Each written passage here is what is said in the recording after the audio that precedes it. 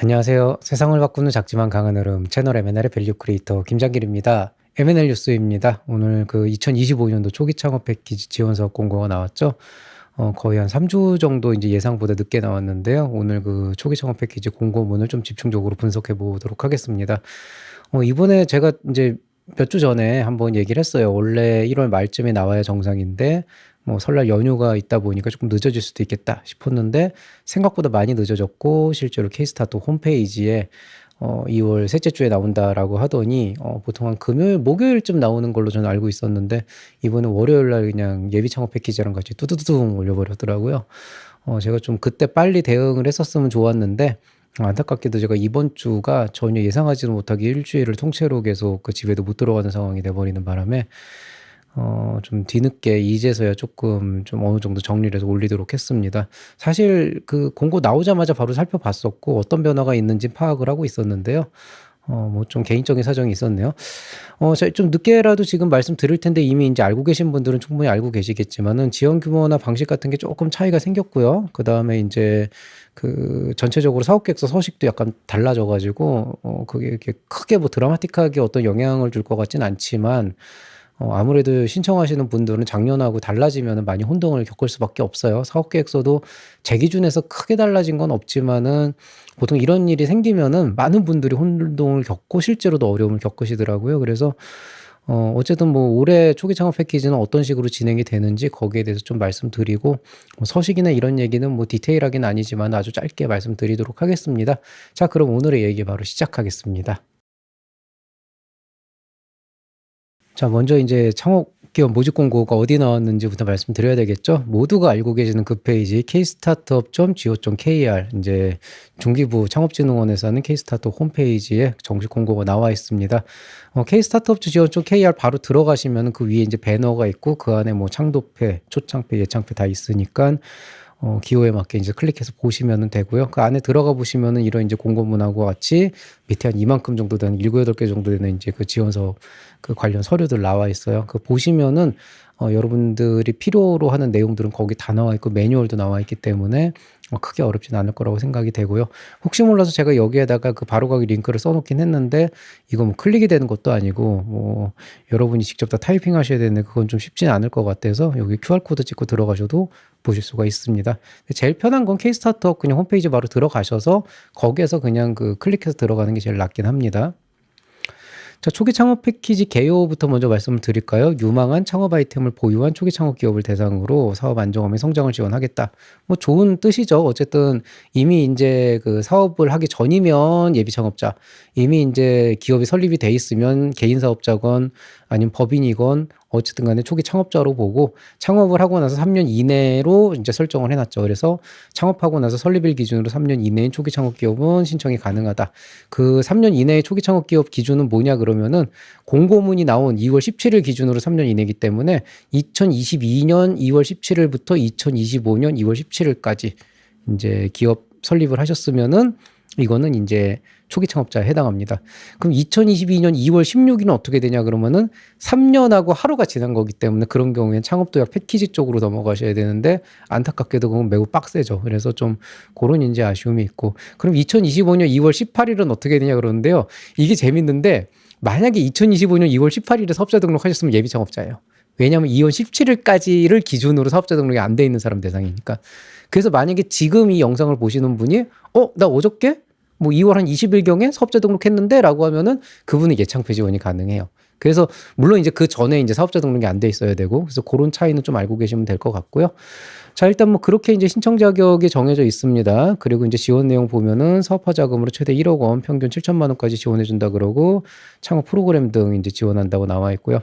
협약 기간은 협약 시작일로부터 9개월 이내라고 되어 있고 430개사 내외인데 2024년도 기준으로 590개사니까 실제로 한 160개사 정도 줄었죠. 작년도 대비해서 많이 줄었어요. 한 17% 정도 실제로 예산이 줄었고 딱 그 정도 줄어든 걸로 지금 예상이 되는데요.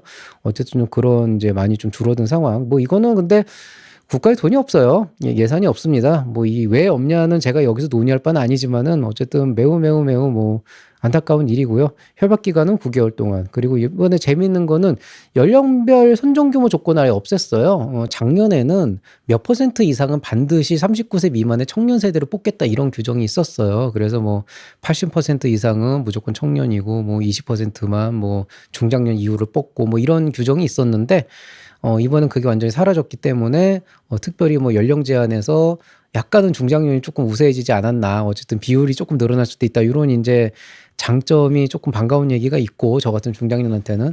그렇지만 이제 이게 절대적으로 맞다, 좋다라고 보기는 힘든 게 어차피 중장년은 경쟁에서 밀려요. 똑같은 일을 해도 젊은 친구들이 체력도 좋고 잘합니다. 똑똑하고. 그래서 그런 부분은 있지만 그래도 뭔가 기술력 갖고 있고 뭔가 자기가 여태까지 해왔던 거 잘 쌓아서 잘하고 계신 그런 중장년 창업가 분들한테는 훨씬 더 유리한 상황이 됐기 때문에 경쟁력이 조금 생겼죠. 그래서 그런 장점은 있다. 이렇게 보시면 되겠습니다.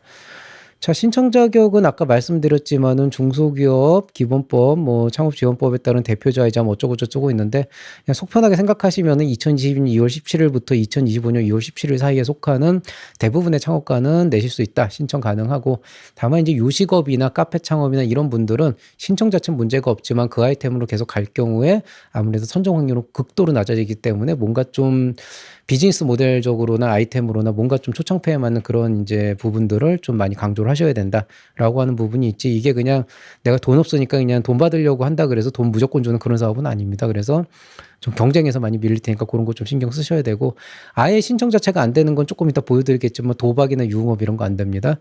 자, 그러면 신청 가능 업력에서 2월 17일부터 2월 17일 기준은 뭐냐? 그러면 개인 사업자는 사업자 등록증 끊어보면은 개업 연월일이 있어요. 그 등록증상에 개업 언제 했다 이거거든요. 그 개업 연월을 기준으로 2022년 2월 17일부터 2025년 2월 17일 사이에 했으면 되는 거고요.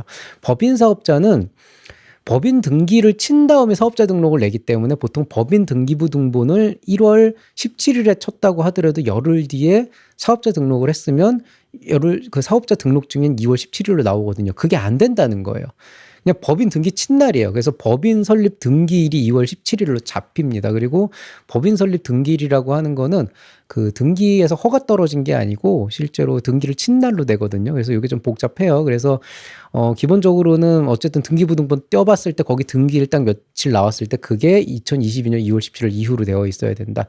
이렇게 보시면 되겠습니다. 사업자 등록 완료되어 있어야 되고 공동대표나 각자 대표 있은 경우에 대표자 전원이 신청 자격에 해당이 돼야 된다. 이거 무슨 얘기냐면은 어떤 대표 하나가 다른 기업 갖고 있는데 그게 몇 년 이상 됐다 그러면 그게 조금 애매하게 걸려버려요. 그래서 그런 거 좀 주의하시고요.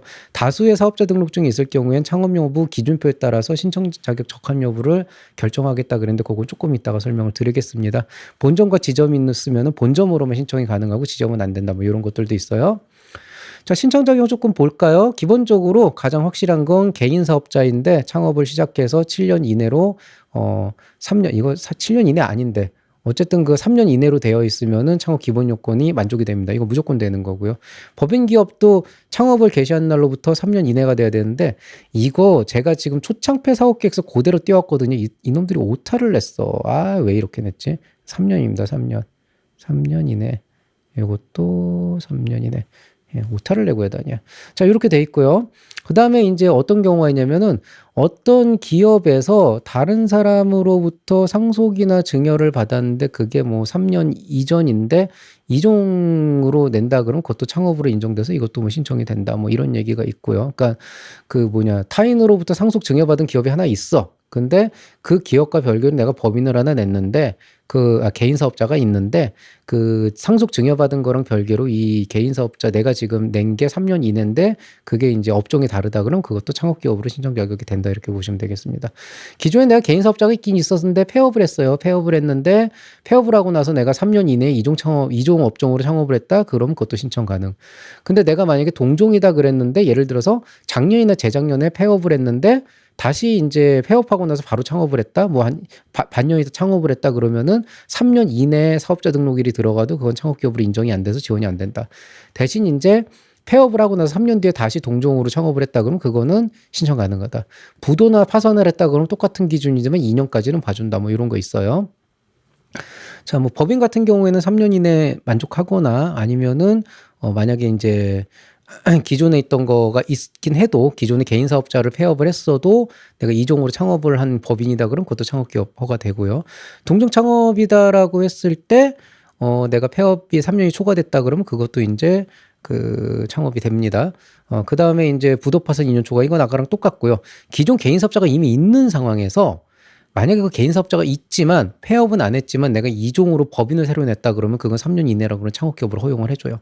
왜냐하면 이거는 개인과 법인이 기본적인 구조가 달라요. 그러니까 꼼수는 아닙니다. 누가 되고 누군 안 되고 이게 아니고 법인은 애초에 좀 국세청의 컨트롤을 세게 받기 때문에 이게 지원 사업 받으려고 이거 내는 것 자체가 사실은 굉장히 그 대표 입장에서도 무리가 있거든요. 사실은 그런 부분 때문에 요거는 창업으로 인정하는 게 타당하긴 합니다. 만약에 내가 개인 사업자 유지하면서 동종 창업이라고 하더라도 만약에 이제 그 내가 그 뭐냐 의결권 있는 그 뭐 최대 주주가 아니다 뭐 이런 뭐 창업 기업으로 허용된다 그러는데 이건 좀 복잡한 이슈라서 이건 넘어가도록 하고요. 회사 형태를 변경을 했다 뭐 개인에서 법인으로 바뀌든지 이렇게 된다고 했을 때 이종이면 그것도 창업이다라고 해서 뭐 이런 기준이 있어요. 이게 좀 복잡한데 제일 좋은 거는 그 저 뭐냐 창업기업 확인서 떼어보면 거기 창업 나오면 창업입니다. 그래서 그렇게 보시면 되겠습니다. 자, 지원 제외 대상 업종이 있습니다. 일반 유흥주종업, 뭐 있죠 그런 거, 뭐 노래방 이런 거, 무도 유흥주종업, 뭐 나이트 이런 거, 요즘 나이트라고 하나? 카지노 운영업, 그다음에 사행시설 관리 및 운영업, 뭐 기타 등등 뭔가 좀 지원하면 안 될 것 같은 거 그다 포함됩니다. 알고 계시면 되겠고요. 중복전 불가 요건 뭐 이제 27개 있어요. 예창표, 초창표, 창도표에서 뭐 이런 것들은 한 번에 지원 못 받아요. 동시에 지원 못 받아요. 이런 거 있는데 현실적으로 중앙부처에서 하는 창업 지원 사업이란 이름 붙은 거 다 안 돼요. 그냥.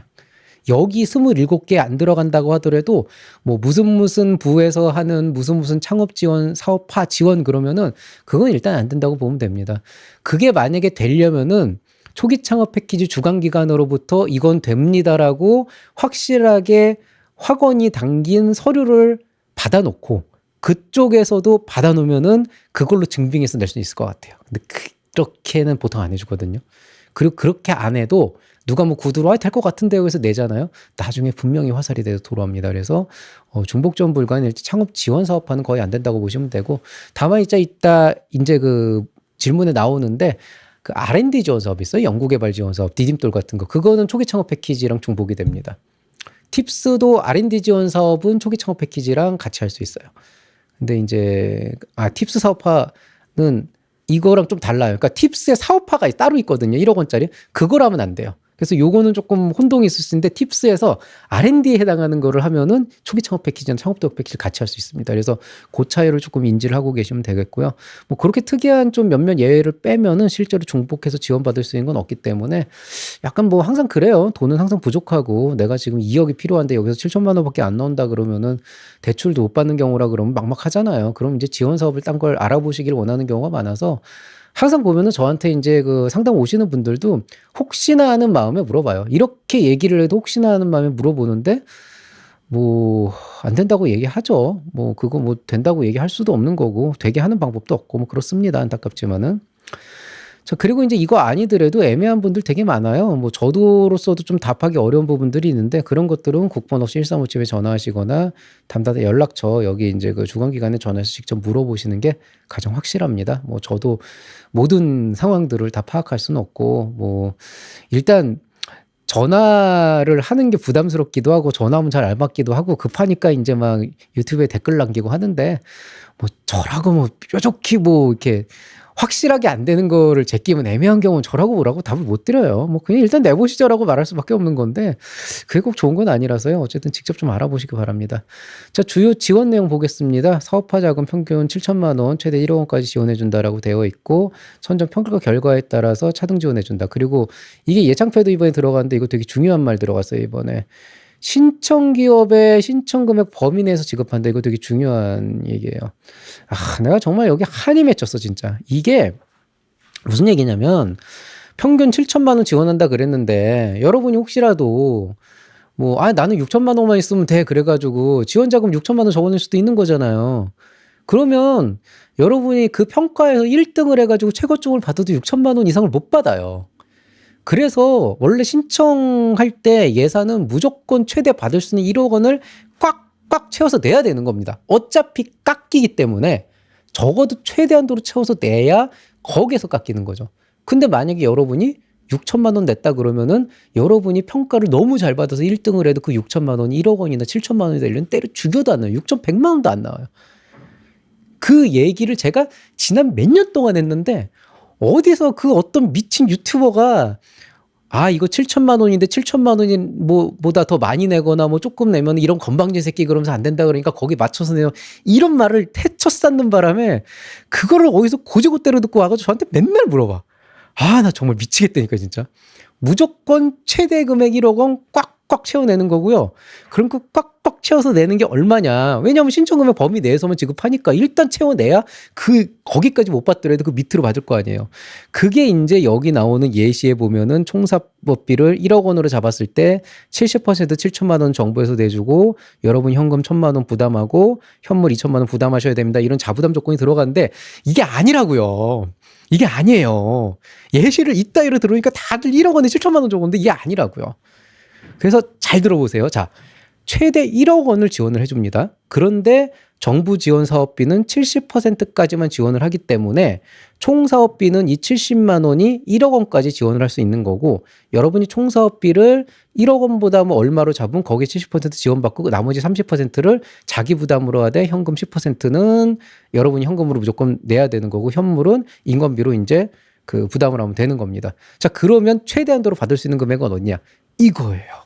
자, 보세요. 정부 지원금 최대 1억 원을 설정을 해놓으면 여러분의 총 사업비는 1억 4,290만 원으로 설정을 하면 됩니다.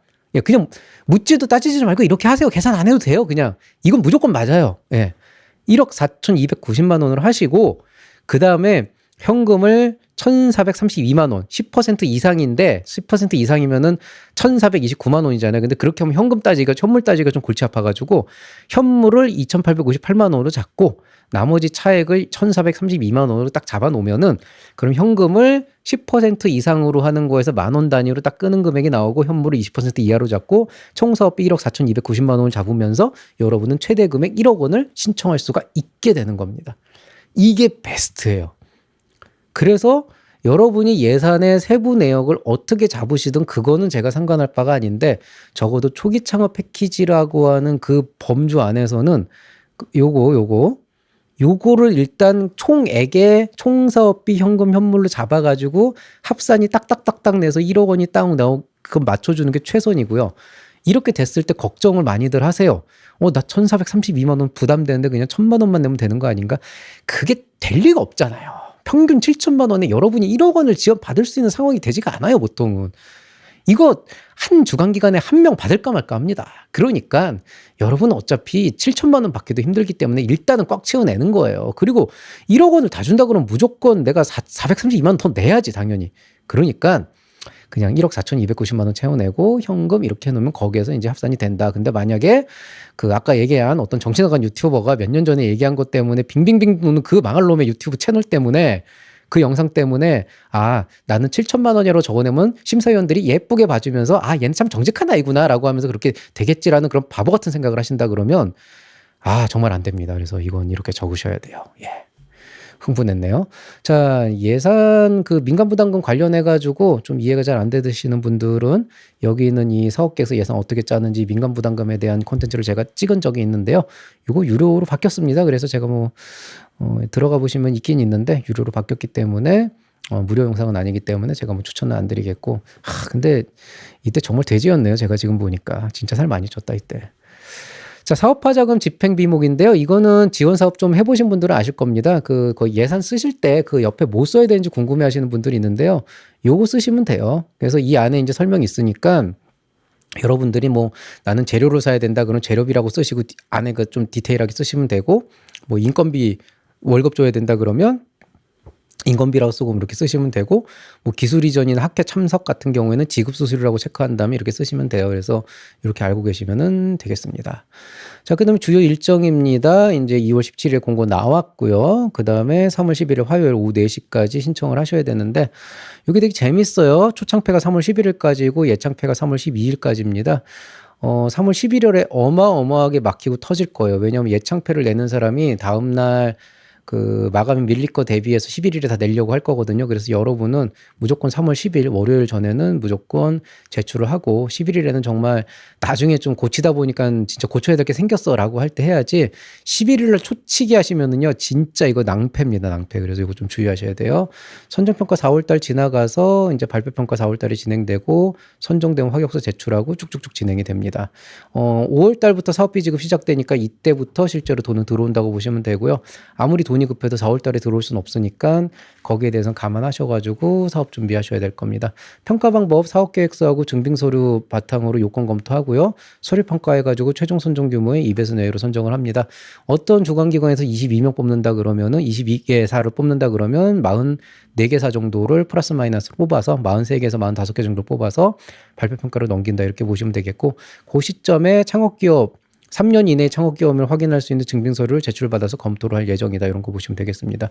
유사 중복성 검토 있어요. 이거 요즘에 그 논문 표절 이런 거 하는 그 툴을 그대로 쓰거든요. 기가 막히게 잡아냅니다. 정말 기가 막히게 유사를 찾아내기 때문에 이거 뭐 나 이렇게 쓰면 벗어날 거 이렇게 생각하시지 말고요. 거의 걸린다고 보시면 돼요. 남의 거 베끼면 한 줄이라도 베끼면 그 한 줄을 잡아내요. 물론 뭐 한 줄 베꼈다 그러면은 뭐 그냥 비슷비슷하니까 0점 몇 프로 나오겠죠. 유사도가. 그래서 요거는 좀 여러분이 주의하셔야 되고 만약에 이제 나는 초창패인데 내가 아는 친구 예비 창업자 하는데 내 거 그냥 이렇게 쓰게 해가지고 걔도 받게 해줘야지 그러면서 여러분 썼던 거 그거 딱 줘가지고 예창표를 내잖아요. 그 두 개가 이렇게 교차가 돼가지고 슝 하고 나오기 때문에 그것도 걸려요 실제로. 그래서 그런 거 감안하셔가지고 최대한도로 중복되는 거 없도록 그렇게 하시면 되겠습니다. 이게 마이크를 제가 쳤네요.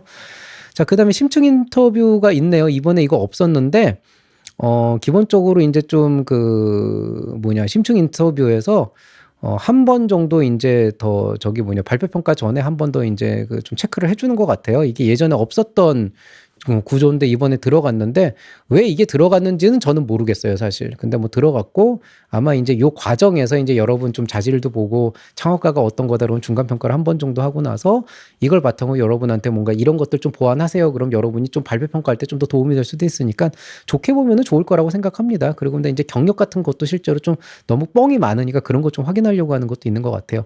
무조건 현장 참석이고요. 그래서 여러분 발표 두고 오셔야 됩니다. 좀 귀찮아졌죠? 그래서 좀 많이 달라졌어요. 발표평가 하시면 됩니다. 15분에서 20분 발표하고 질의응답인데 보통 15분에서 20분이라고 한다 그런 얘기는 15분부터 발표를 뭐 15분 정도에서 20분 안에 여러분이 끊으시면 되는데 30분 이내기 때문에 특별한 일 없으면은 예를 들어 총 30분이라고 잡으면은 여러분이 15분에 끝냈으면 15분 질의응답, 17분에 끝냈으면 13분 질의응답, 뭐 20분에 끝냈으면 10분 질의응답 이렇게 될 거고 20분이 넘어가면 아마 강제로 끊을 겁니다. 근데 이제 중요한 거는 이렇게 생각하니까 나는 20분 동안 발표 꽉 채우고 질의응답 조금만 받아야지 그래야 좀 낫지 않을까 싶은데요.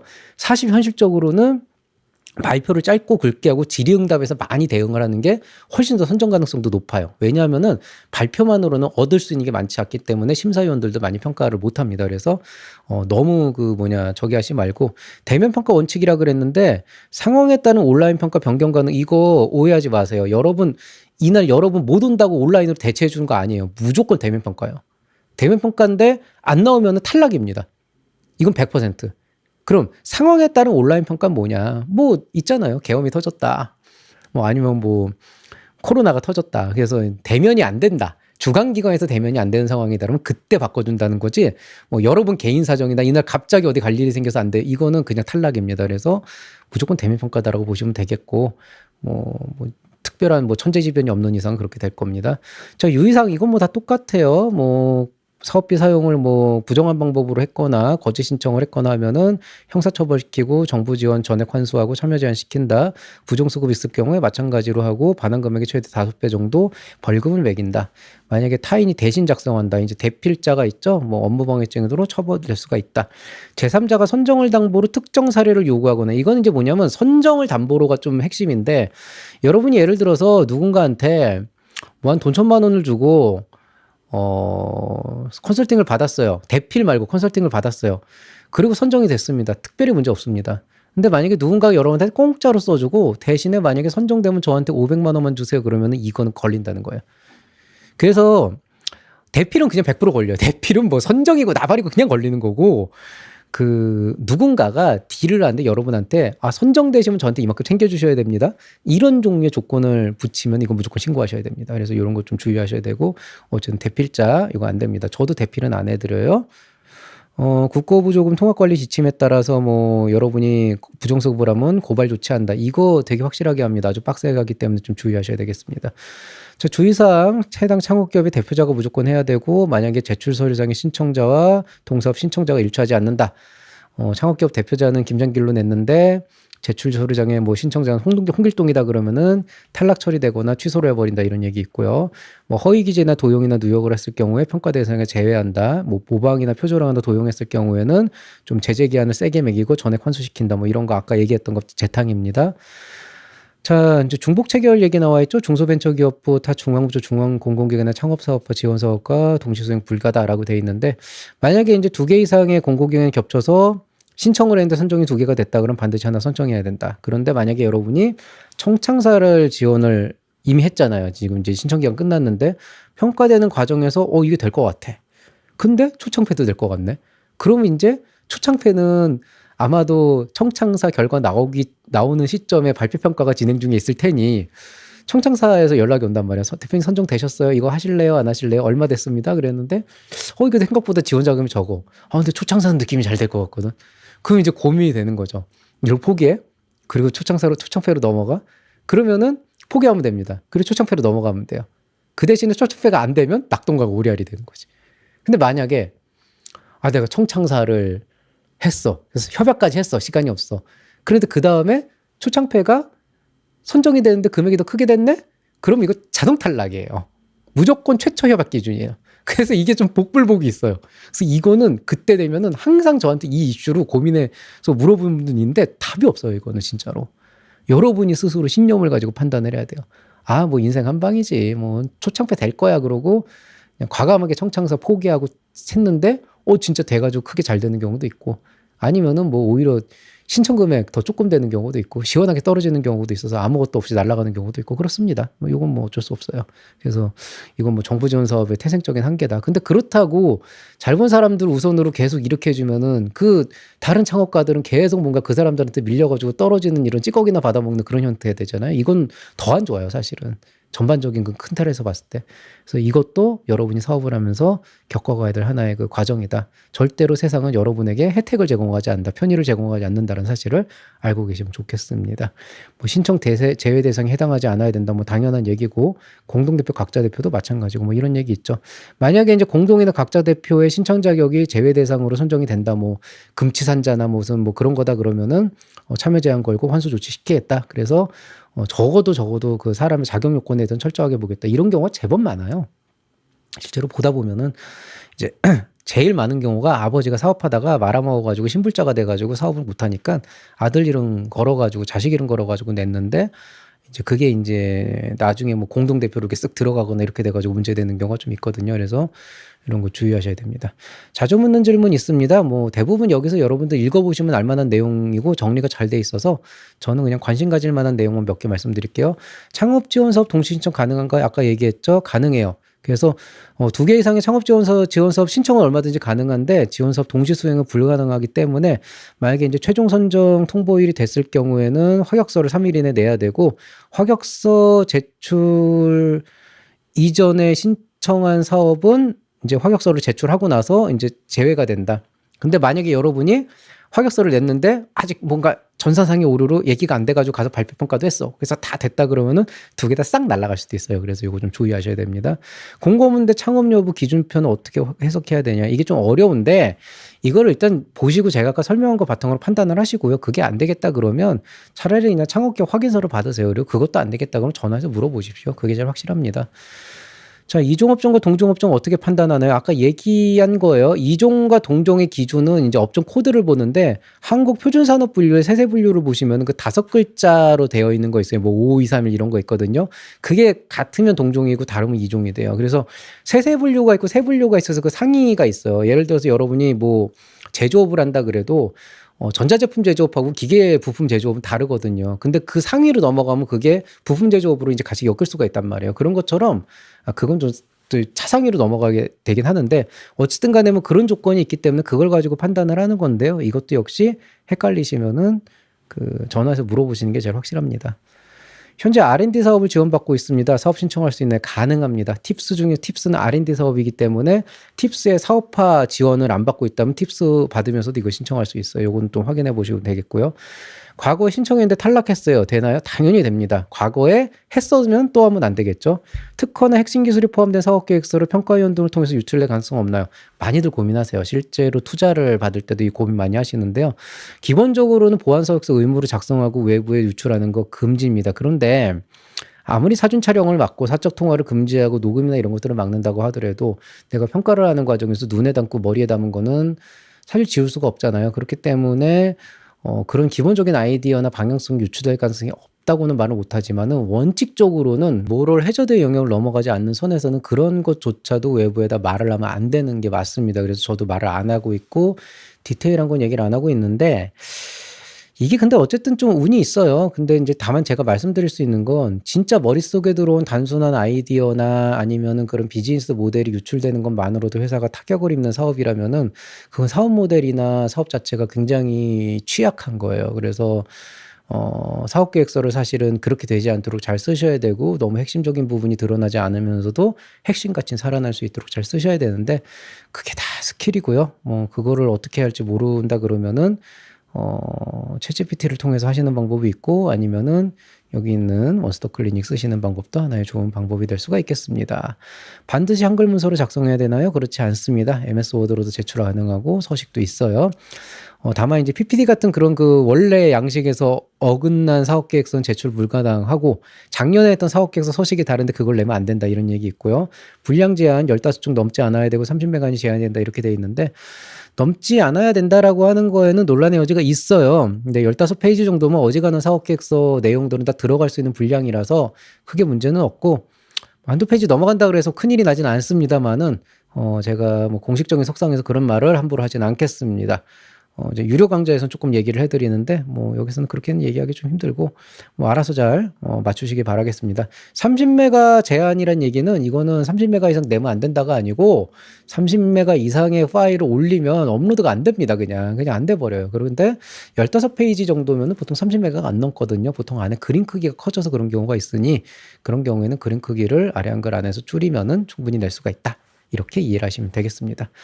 자, 궁금해하시는 분들이 있어요. 이 아이템으로 과연 선정이 가능할까? 이걸 물어보시는 거 있는데요. 사업계획서에 어떻게 어필하는가에 따라서 좀 많이 달라집니다. 그렇지만은 대부분의 아이템은 충분히 좋은 아이템이고 사업계획서를 정말 잘 쓰셔서 선정이 될 수가 있기 때문에 뭐 누가 봐도 이거는 아닌데 막 좋은 아이템이다라 막 억지를 써야 되는 경우가 아니라면은 일단 기본적으로 신청해놓고 뭐 사업계획서 쓰고 하는데 시간이 좀 들긴 하지만 뭐 그게 뭐 큰돈 드는 거 아니잖아요. 시간 쓰면 되는 거 뭐 바쁘면 밤을 새면 되는 거고 그러니까 일단 신청해 보시는 걸 추천을 드리고요.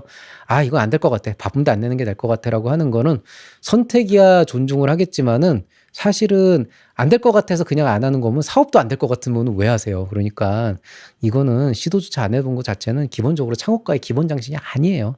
창업가 정신을 기업가 정신을 갖고 계신 분들이라면 안 될 것 같아도 일단 되도록 어떻게든 내보는 게 맞지 않을까 저는 그렇게 생각을 합니다.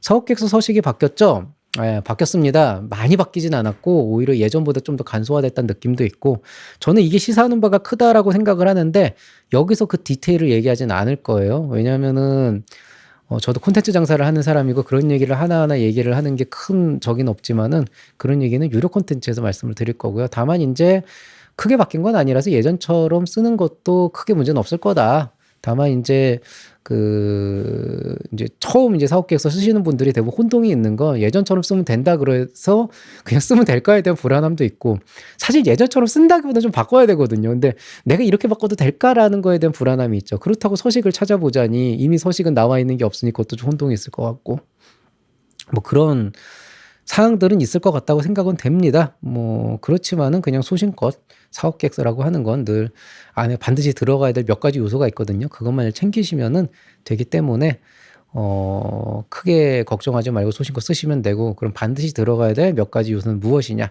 당연히 일반 채널에서는 안 가르쳐 드릴 거예요. 그래서 유료 강좌를 보시면 되겠습니다.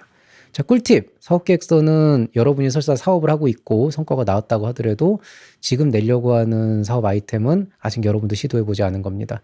돈을 받아서 지원 자금을 해보려는 아이템이기 때문에 여러분의 기존 과거, 기존의 성과가 어떻게 됐든지 간에 이 일이 실제로 잘 될지 안 될지는 여러분 스스로도 장담할 수가 없겠죠. 이게 정말 잘 될 거였으면은 여러분이 사채를 끌어서라도 했을 테니까. 그러니까 말 그대로 그 잠재적 가치를 어필해야 되는데 이게 쉽지가 않아요. 여태까지 얼마나 열심히 사업을 했건 간에 그 열정과 의지를 글로 쓰는 게 쉽지가 않습니다. 그렇지만 어떻게든 여러분이 지난 2년, 3년 동안 사업을 열심히 해왔고 그 성과로 이런 걸 내왔고 이걸 바탕으로 내가 어떤 걸 할 수 있고라고 하는 그 수많은 얘기를 진짜 여러분의 관점에서 챗GPT 같은 그런 AI 따위가 쓰지 않은 여러분 스스로가 말하고 싶은 그 얘기들을 잘 써주시면은 굉장히 좋은 사업 계획서가 나올 거라고 생각합니다. 챗GPT를 쓰지 말라는 얘기는 아니에요. 기본적으로 여러분이 말하고 싶은 바, 그 스토리가 뭔가 잡힌다 그러면은 챗GPT나 클로드 같은 그런 좋은 툴들이 그걸 뒷받침해서 굉장히 좋은 표현으로 만들어줄 거고 그걸 또 다듬어가면서 여러분이 좋은 글을 쓸 수가 있을 겁니다. 그렇지만 챗GPT가 글 하나 써줬는데 오 하면서 그냥 써버리면은요 정말 티 많이 납니다. 제가 다른 데 가서 평가를 몇 번 최근에도 했었는데 확실히 티가 나. 이제 챗GPT로 사업계획서 써온 사람이 진짜 많아요. 기본 디폴트로 달고 오더라고요. 진짜 성의 없고요. 진짜 내용 없고요. 뭔 얘기하는지 하나도 모르겠고 진짜 개나 소나 써오는 것보다 더 못한 글로 오는 경우가 많아요. 표현만 그럴듯하지 아무 내용이 없어. 그래서 이젠 여러분 혹시라도 와 챗GPT가 이렇게 써줬어 그래서 막 행복해하면서 그거 내잖아요. 이젠 그게 개나 소나 큰 쓴글이 되는 겁니다. 여러분의 소중한 사업을 그 정도 가치로 폄하하지 마세요. 분명히 여러분이 생각하는 바가 그 글 안에 녹아나야 됩니다. 그러려면 직접 한 글자라도 더 타이핑 하셔야 된다는 얘기 꼭 하고 싶고요. 어디까지나 진정성은 결국에는 사업 역량에서 나온다. 말 한마디가 아니고 여러분이 하고 있는 사업과 여러분이 쌓아왔던 그 자산에서 나온다는 사실을 절대 잊지 말아야 되겠습니다. 초창배 사업계획서 온라인 강의는 안 하냐? 제가 일주일 전에 원래 예상했던 대로 플랜이 지나갔으면 예창패 사업계획서 강의가 끝나고 초창패가 들어갔을 텐데 지금 제가 좀 일정 때문에 좀 많이 꼬여가지고 이번에는 예창패만 온라인 강의로 올릴 것 같고요. 초창패는 모르겠습니다. 올리긴 올릴 건데 신청기가 끝나고 올릴 것 같아요. 그래서 만약에 올려도 빠듯하게 일주일 남기고 올릴 것 같은데 여러분한테 큰 도움은 안 될 것 같고요. 그렇지만은 노력은 해보겠습니다. 예창패 사업계획서 온라인 강의 올라오면 그거 보시면 조금 도움은 될 거예요. 뭐 바뀐 서식이나 이런 것들에 대한 얘기도 할 거고 사업계획서의 기본적인 것들이 어떻게 돼야 되는지 그런 것들은 제가 제일 첫 번째 아웃라인 얘기할 때 할 거기 때문에 그것만 보셔도 큰 도움은 되지 않을까 생각이 됩니다.